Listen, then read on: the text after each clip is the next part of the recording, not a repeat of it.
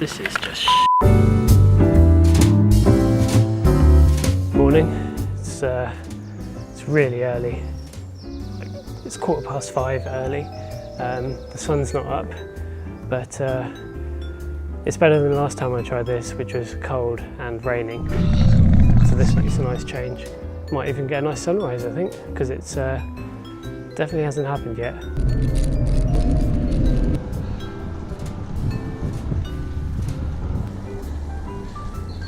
Well, here are the Chilterns. I've finally made it to this particular field anyway. It's a lovely day, the sun's coming up, the birds are out, it's warm, it's not raining, importantly, and yeah, it's perfect really. Now, on an Ordnance Survey map, the Chiltern Hills look a bit like this. But that's terrifying, so here's a simpler version.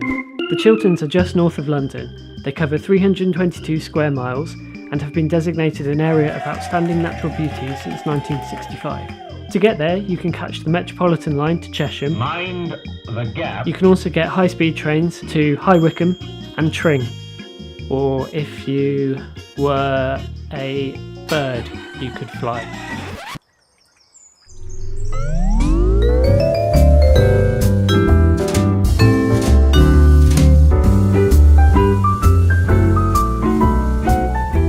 So this is the sleepy little town, village even, of Latimer.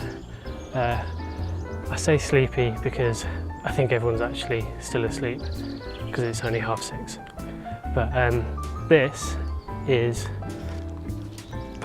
Latimer Village Water Pump, which quite a few of the villages in the Chilterns have this. The Chilterns are actually made of flint and chalk, so a lot of the water drains down and out, so there isn't actually a lot of fresh water available here.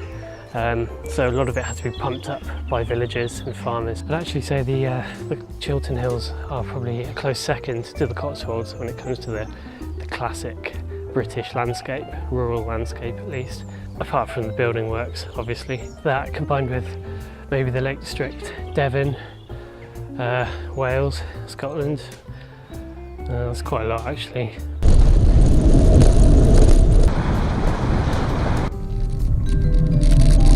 There are a few rivers, this is one of them. It's called the River Chess, apparently because it's full of porn.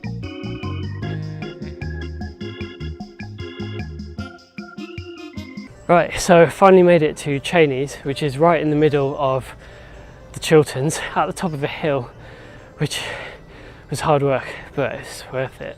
The reason we're here is because Cheyneys has a direct link to the Houses of Parliament through what can only be described as a typically British quirk, and it's also tied into this manor house right behind me, which is open to the public. You can visit, it's just not open now because it's really early still, but anyway, so now it's time for some overly complicated random political history that only Britain could do, and that's my title. Now if you're interested in Parliament or politics or democracy, which really you should be, it turns out that it's actually really complicated to retire as a serving politician, a serving MP from the House of Commons. So this is so long and overly complicated, I'm actually having to read off some notes because it's just ridiculous in a way that only Britain could manage. Essentially, since a resolution was passed in 1624, all MPs have been expected to represent their constituents in Parliament, and because of that, it is technically impossible for a serving MP to retire or resign before their term is up. The reasons for this are basically because people wanted their MPs to actually represent them, and back in the 17th century, 18th century, when the roads were bad, there was no trains, there were no, everything was really slow. Being an MP was actually considered a chore rather than an honour, and quite often things like this happened.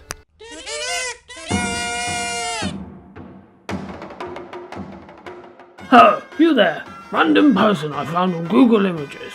I'm making you a member of Parliament. Oh, ooh, really? Do I have to? Do you like having a head? I'm suddenly super keen, Your Majesty.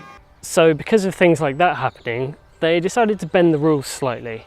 I don't know why it took so long, but in 1707 to be exact, the Place Act obliged any MP who took an office of profit under the Crown to leave their post as an MP.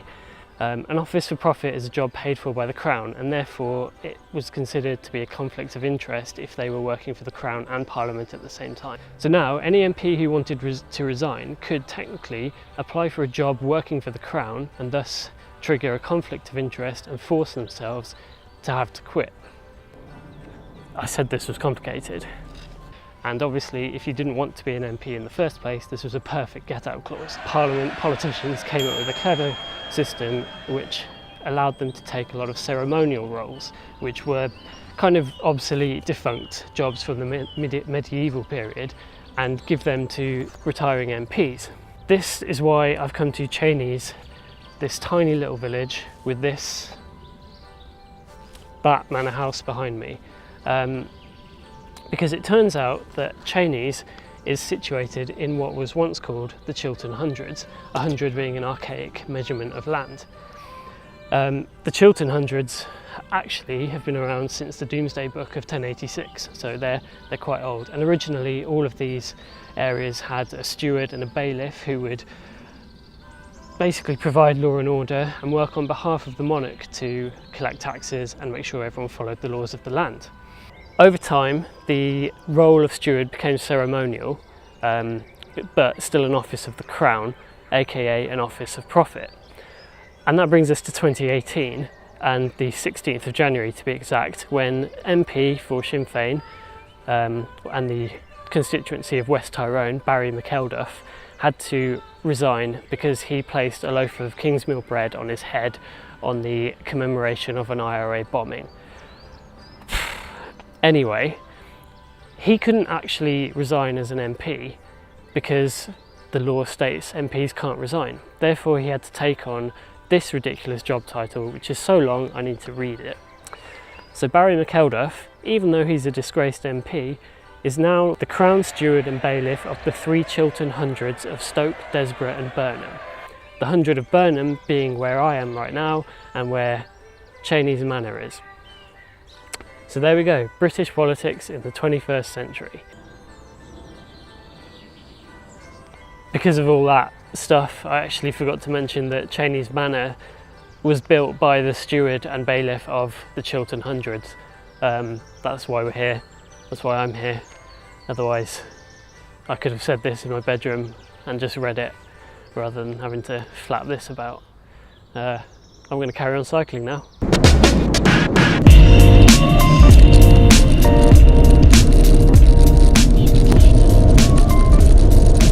So this is Chalfont St Giles, which is somewhere in the hills, I guess. But more importantly, behind me, that is John Milton's house, or cottage even, which, in case you don't know who John Milton is, he wrote this book, which I've literally carried all the way here just for that.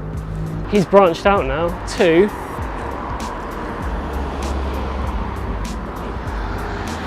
his very own takeaway and restaurant. In case you don't know, he died about 400 years ago.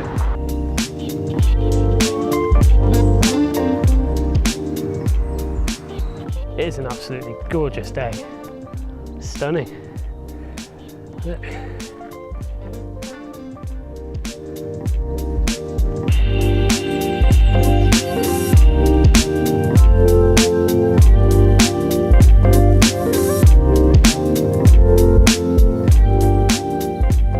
So I've reached the little village of Chorleywood, which is on the Met line, so you don't have to cycle here.